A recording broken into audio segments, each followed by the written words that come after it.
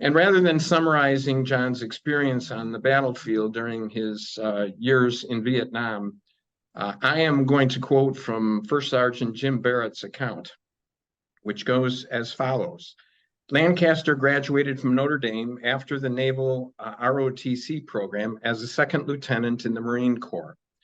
After further training, he was deployed to Vietnam in January 1968, where at the age of 23, he found himself in command of a platoon of 18-year-old Marines in the midst of the bloody Tet Offensive. In the early morning hours of May 5, 1968, Lancaster's men bore the brunt of a sudden nighttime attack by an overwhelming force of combined Viet Cong and North Vietnamese regulars. Upon hearing one of his wounded men cry out for help in the darkness, Lancaster determined to reach him and ran forward into enemy fire to engage in hand-to-hand combat until bullets ripped open his chest, punctured both of his lungs, shattered his spine. Fellow Marines were able to take the lieutenant back to a medical triage area where he received life-saving treatment from a corpsman named Donald Doc Whistler. After the dust settled from the hours-long battle, it was discovered that 18 of the 32 men in Lancaster's platoon had been wounded and 4 had been killed. Sergeant Gary Jarvis served with Lancaster during the battle. His 1999 book, Young Blood, A History of the 1st Battalion, 27th Marines, describes Lancaster's heroism in this way.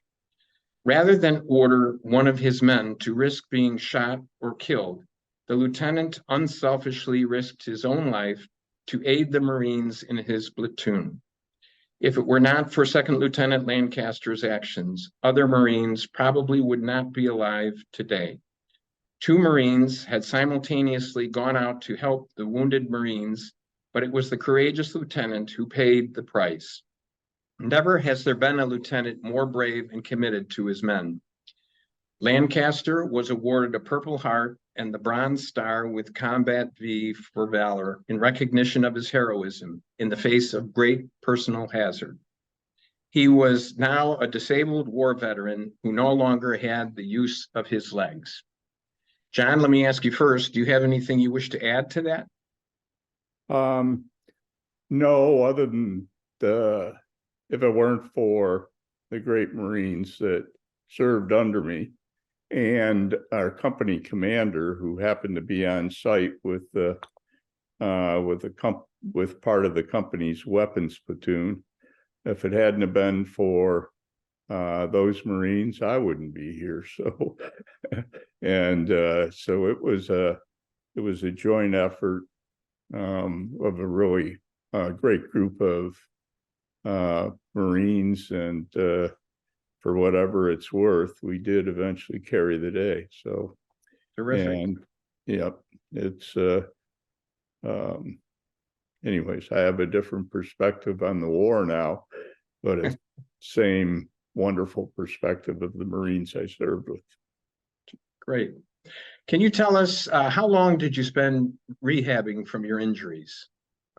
Well, it was quite a journey that started in a triage unit at the Phu Bai airstrip after the battlefield incident you described, to many stops along the way: USS Repose, Guam, Travis Air Force Base, what is it, Elgin in Illinois?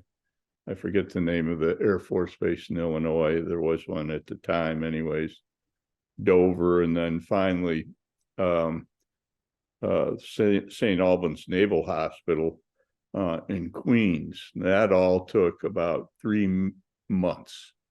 And then I was discharged to the VA Spinal Cord Injury Clinic in Cleveland, New York, which was the closest VA hospital that had a spinal cord injury unit to my family's home in Hamburg, New York, south of Buffalo.